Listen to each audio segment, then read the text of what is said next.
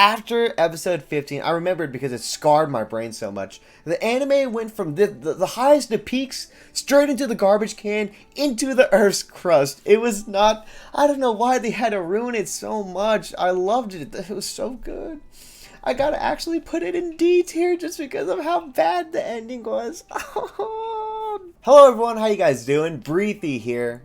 Wow, it feels so good to say that again. But today we're going to be doing a romance anime tier list. I don't know if it was because my parents never told me they loved me growing up, or because my siblings never showed me any affection, but I have seen an egregious amount of romance animes, more than the average Joe, I'd like to think. So no better person to create this tier list than myself. I'm going to be rating these animes on how lonely they made me feel, because to really get a sense of how great a romance anime is to see how lonely it makes you feel as a single person. Wow, that sounded a lot less pathetic in my head. But anyways, we have a bunch of romance animes to get through, over 40 of them. Like, this list contained 80 different romance animes, and I've seen like about more than half, but I didn't want to go through every single one. We're already going to be here for a very, very long time. I'm trying to be out of here under 30 minutes, so let's get started. Up first is The Garden of Words by famous director Makoto Shinkai, and I gotta say, this one ain't it, chief. I am definitely not a fan of strange or extremely large age gaps, and the main character in The Garden of Words is 15 to 27, which it mind boggles me that that's even a concept. So I gotta say, even though The Garden of Words is omega beautiful for the eyes, that I just gotta put it in terrible. Like, I just don't agree with the age gap. It's just something from default I was like, oh, turned away with. So sorry, Garden of Words. Oh my god. Up next is Kuzu no Hankai, and you might be asking yourself, why did you choose to include this romance on the list? And it's because my little brother is obsessed with this show. Like, I'm telling you, he has keyframes from the actual animation studio they used to make this anime. That is how much he is hooked on it. And I gotta say, I know he tells me how it's a masterpiece and how it's a coming-of-age tale, but I just think it's horny bait. Like, I thought the characters were really cute, and, I thought it was cool they had flaws, so I'm gonna say it's average. Like, I wouldn't watch this with other people like my brother did. He showed it to his friends, and they watched it together, and I was like, I don't know if that's the right move here, Kevin, but I thought Kuzu no Hankai was fun. If you just feeling a little lonely, want to see a bit of realism in a relationship, there you go, Kuzu no Hankai. Is that Into the Forest of Fireflies up next? I totally did not have to Google that name because I didn't want to just butcher the pronouncing. But this was my first actual anime quote-unquote movie. I know it's only like 40 minutes, but that still counts. And I gotta say, this one is a banger. I don't know what it was. I think the concept of not being able to touch this loved one is just so fascinating. And at the very end, spoilers if you haven't seen it, this movie's over 10 years old. I hope you've seen it already. But when they finally get to touch at the very end, it's so bittersweet and sad, and it made my heart actually shatter. I think this was like one of my first few instances where I cried to an anime. I was like, this is so sad, but so beautiful at the same time. I really, really love this movie. I think it's one of the very best, and I think you should definitely check it out. Definitely an A tier for Into the Forest of Fireflies. Golden Time, Golden Time, Golden Time. That is the next anime on this romance tier list, and I gotta say, this is a great romance if you're older, if you've actually like graduated high school, because this romance kind of like tackles relationships in a more mature way. Like, it actually shows like problems in a relationship and stuff like that. And I really love the main character, Coco. She was really, really great. She was a great female lead, and I actually really recommend this one if you're like kind of like an older person like me. I'm only 23. God, that sounds so depressing when I say older. Anyways, I'm putting Golden Time in a B tier. It's a great like turn away from the norm, and it's a great fun watch, even with all the weird supernatural elements that like encompass this anime around it. Oh my god, is that Your Name? Up next, if you know me to any sort of capacity, you know that Your Name is my favorite piece of artwork in anything. It's my favorite anime, my favorite movie. It's just the very, very best. And I gotta say, the romance, Chef's kiss, so beautiful. When Taki didn't write his name on Mitsuha's hand and wrote "I love you," I truly felt so alone in this world. It was so beautiful. I love this movie so much. This was Makoto Shinkai's just magnum opus. It's my favorite of all time. It might be biased, but Your Name is an easy S tier. My god, the hits just keep on coming. Is that Clannad next? Oh my goodness. If you've seen this anime, I gotta just ask one thing. Are you okay? Because this anime is one of the most depressing things I've seen of all time. It is truly so sad. It's probably like #1 in every YouTube top 10 most depressing animes. And I gotta say, the romance in it is so darn wonderful. The relationship between Nagisa and her husband, yeah, I forgot his name. I'm so sorry. I don't remember. It's been years. But their relationship is so sweet. I love how this anime captures what a relationship is like outside the bounds of hand holding and just getting into a relationship all the way down to marriage. Is so wonderful. And man, oh man, please watch Clannad. I know I just said people who see it just are sad for years and years on end, but it's truly worth your time. You just got to get through the first season of Clannad. It's not terrible, but it's not the worst. But I definitely believe that Clannad belongs in an easy S tier. Oh my god. They just keep on coming. Is that Lovely Complex? This is a romance anime that's very dated. I believe it came out in the 2008, 2009, 2010 time. But it's about a short boy and a really tall girl. There's like no supernatural gimmicks or anything. It's just a pure slice of life romance. And their relationship is so wholesome because you get to see it from the very beginning when they're just best friends that clash all the time to when they're just madly in love, and it's just truly wonderful. If you're just in for a good ride, I definitely recommend this one. Lovely Complex is an easy A tier. It's kind of really slept on, like not a lot of people have seen it, but my lonely ass sure has. It's great. Yeah, I've seen High School DxD. Give me a break. I was in high school once too, okay? And I gotta say the romance is it's not great, but I guess the story's not where it's terrible. Like, Issei is a cool main character, I guess.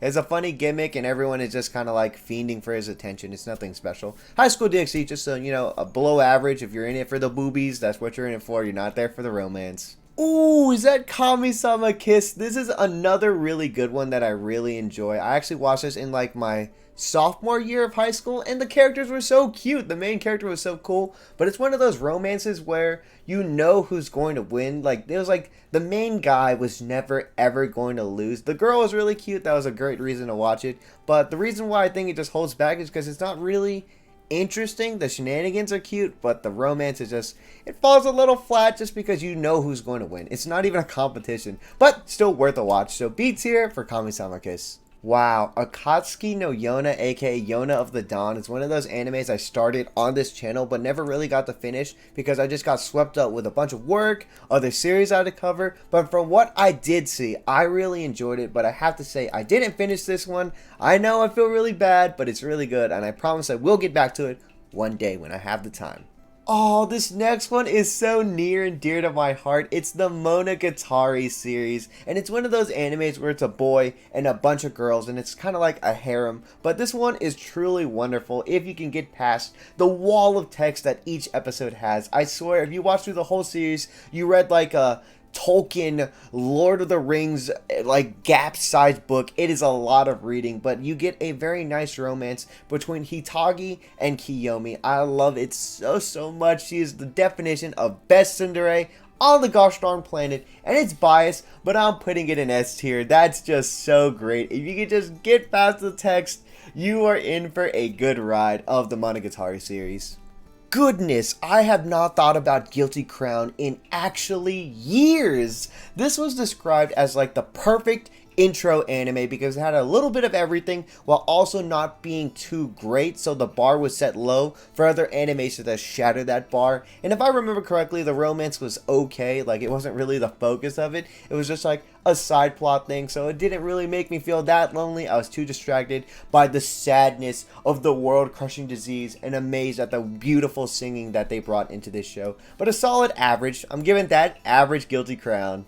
Ooh, this one is a classic. It is Maid-sama, and I've seen a little over half of this show where I can think I can accurately gauge it. No, I'm not going to do the disservice of that. I haven't seen the whole thing, but I will say I do like Maid-sama a lot. Masaki is just a great tsundere, and I am an omega simp for tsunderes. What can I say? They're just so beautiful. The best trope anime has given us.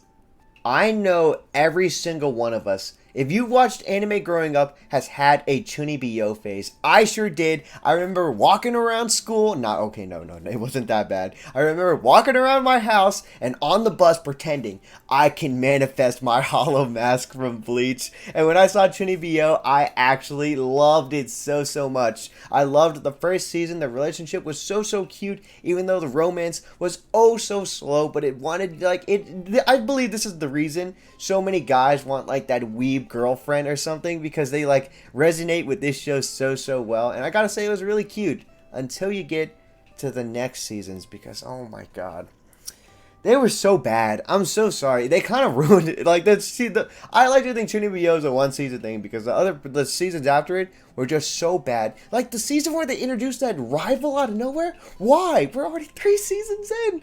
Oh boy. If I want to just rate Chunibiyo on the first season, but if I think about it all together, I think I have to put it at an average. I would have put it at B. If I just saw the first season, I thought it was really cute. But the other seasons just really let me down.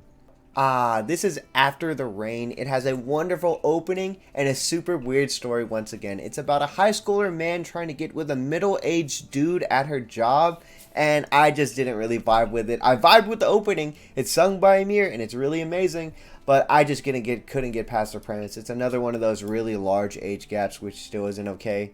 It's something I just believe in, so sorry, After the Rain.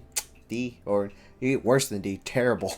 For the record, I did not finish Eromanga Sensei. I only started it because everybody told me it was the worst thing since the bubonic plague, and I gotta say, they are pretty close. This anime is really terrible. It plays on every terrible trope that the anime genre has produced, and it's kind of cringe. That's all I gotta say. It's really bad. Watch it if you're a degenerate, I guess. It's a terrible romance.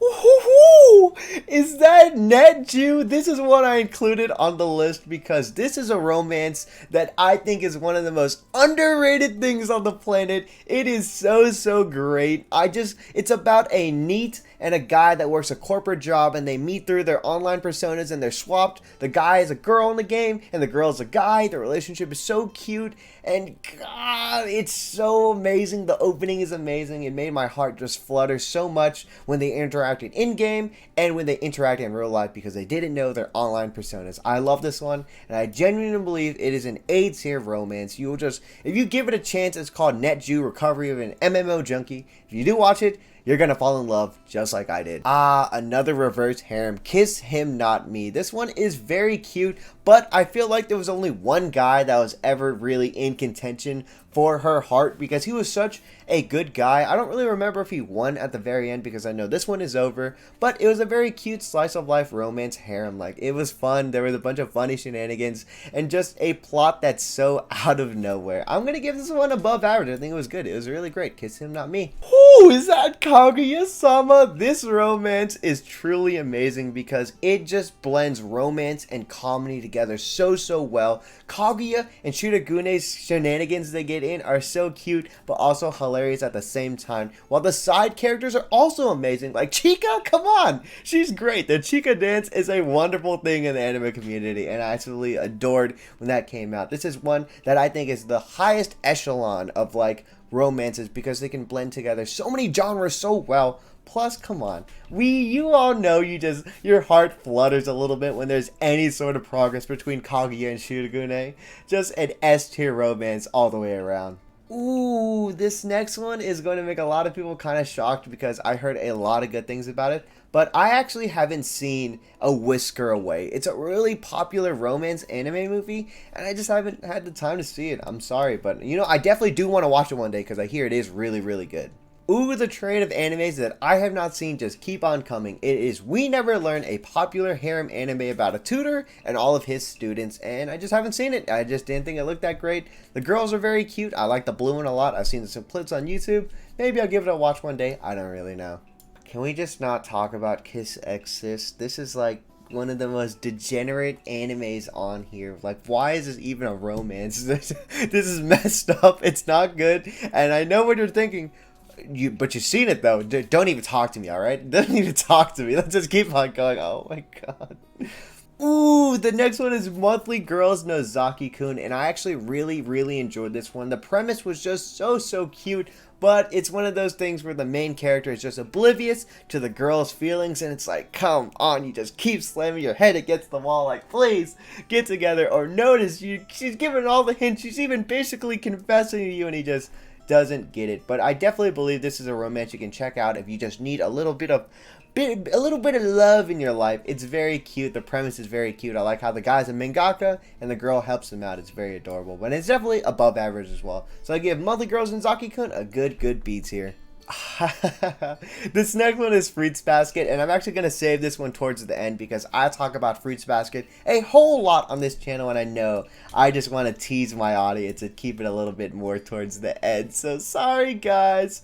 But this next one is Rascal Does Not Dream of Bunny Girl, and of course Rascal Does Not Dream of Bunny Girl is a solid S tier, just the best romance of all time that I haven't seen. That's right, I have not seen Rascal Does Dream of Bunny Girl, and everyone tells me that is a crime. That is a crime that you have not seen this. How are you doing this romance anime tier list if you have not seen that show? And what can I say? I'm sorry. I plead the fifth. I haven't had time. That's not an excuse. I've watched other things. I don't know. I'll hop on the train one day. I'm sorry to all you Bunny Girl fans. I know May's cute. I know she said, do you want me to crush your head between your thighs in the show? I've seen the clips. I know it's a cute show. I'll give it a try one day. I swear.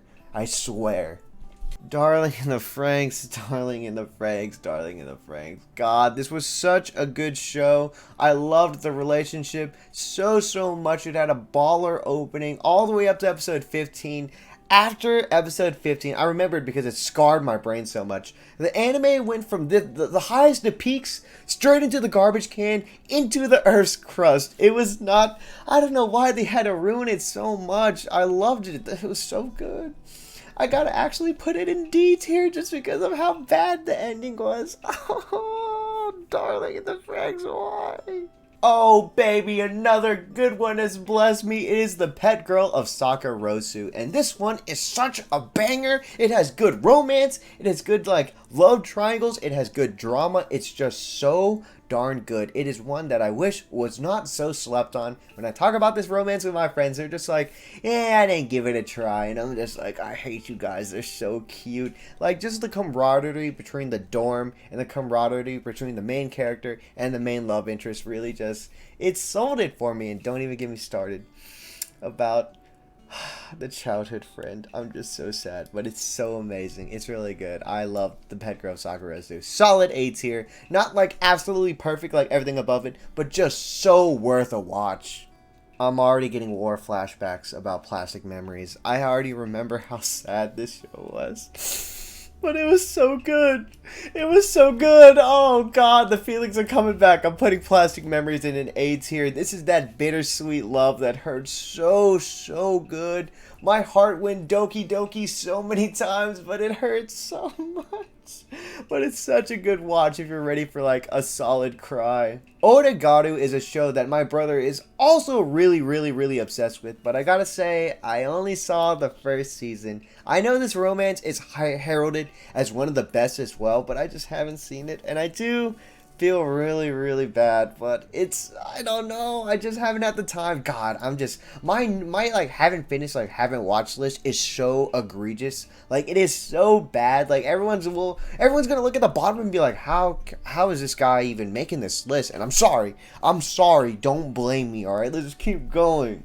Nisikoi actually has kind of a special place in my heart because it was one of those romance animes that was dragged on a really long time. It has like 200 plus chapters, but it was like my first taste of that kind of romance anime. So I do think Nisikoi is really good. Like, I love Shitoge. She's so great, and her just ribbons are so cute.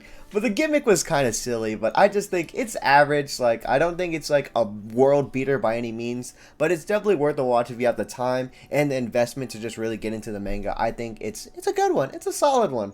My Love Story is one of those romances you think I would have seen, but honestly, I really slept on it as it came out, and I know everyone told me that it was really amazing after it aired, but I just kind of never really had the time to watch it. I think it's so cool how the gimmick is switched though. Like, you know, usually the main character is this beautiful, suave guy, but no, it's actually the best friend here, and I love that. I think it's really very, very unique, but I just got to give it a chance one day when I have the time to just sit down and really give it a watch, but I'm sure it's great.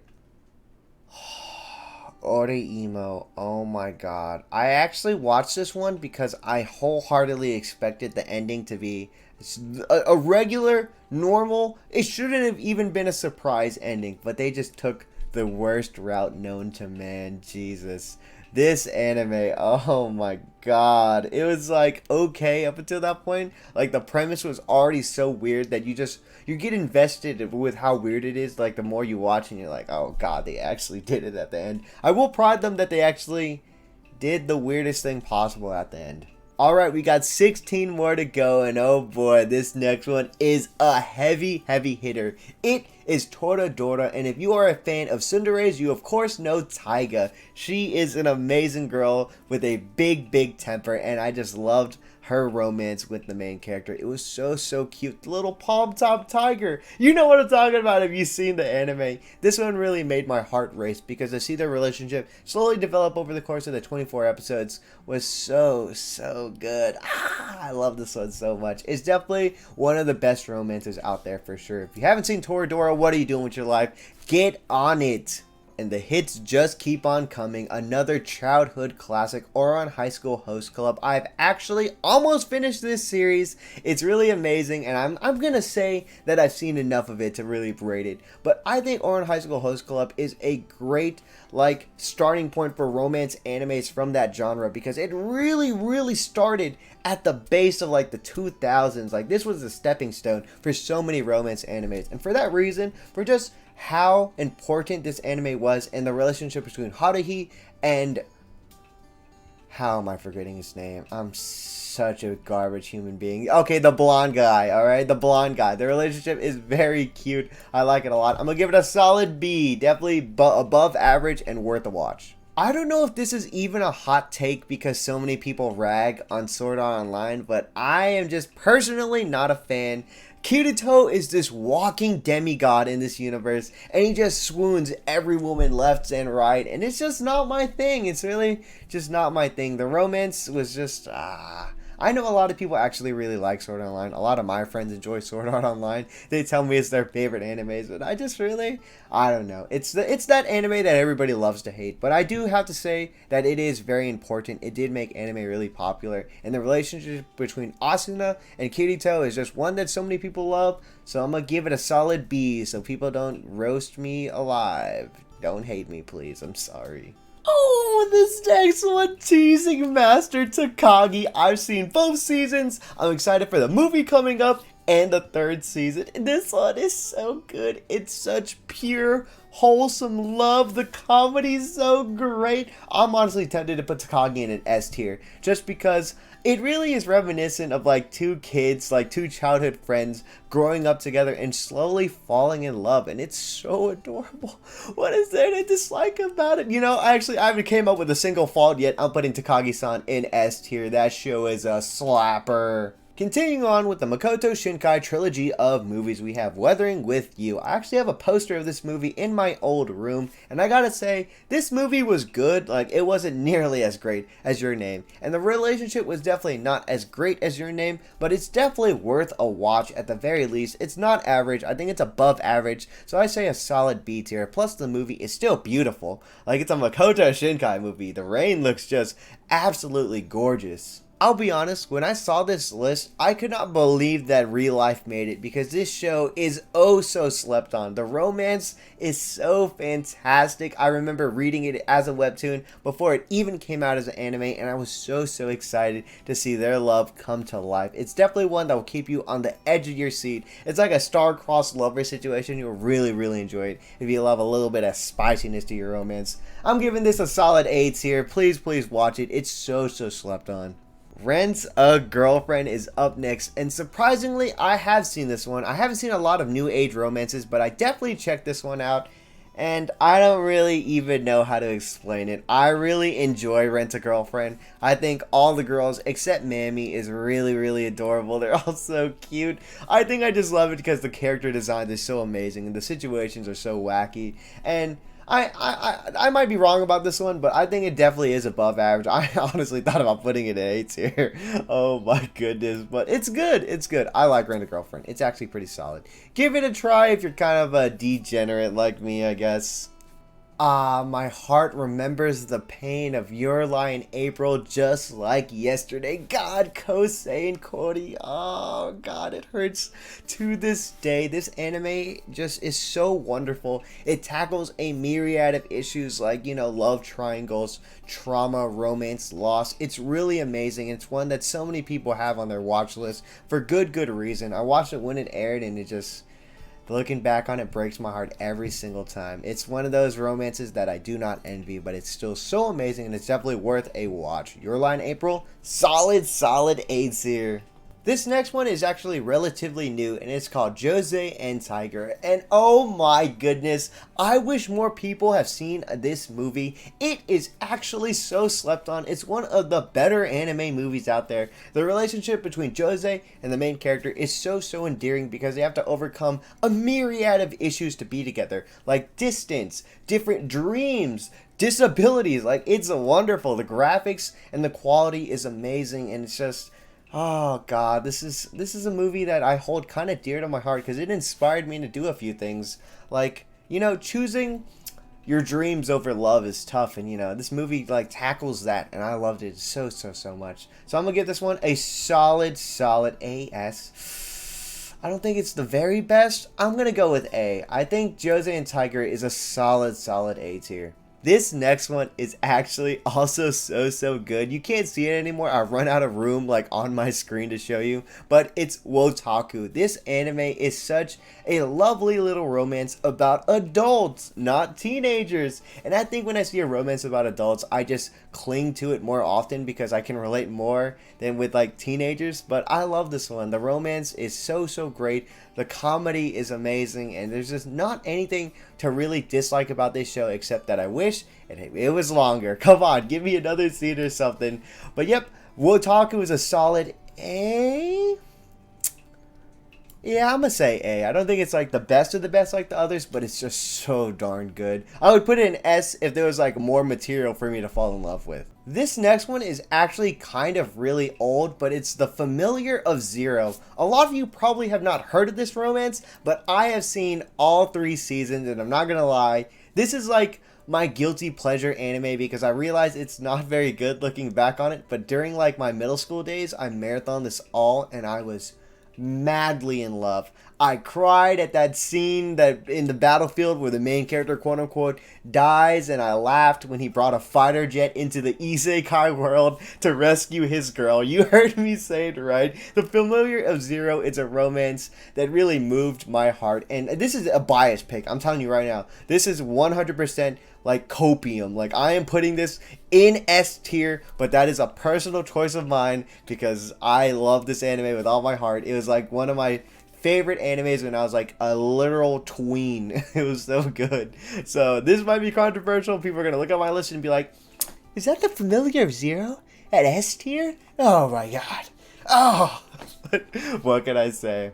I'm looking at the remaining 4 we have, and oh my god, they're all so good. The next one is Horimiya, and this one is actually really new. I think one of the newest on this list, but boy oh boy, is this one a solid banger. The relationship between Hori and Miyamura is so cute. I wish that we got more time to really like expand upon it and really like see it slowly develop like it was in the manga, but I get the time constraints that it was under. But what we got from the anime was so good. Like, it's such a cute, endearing relationship, and I love that Hori is such a masochistic freak. It's awesome.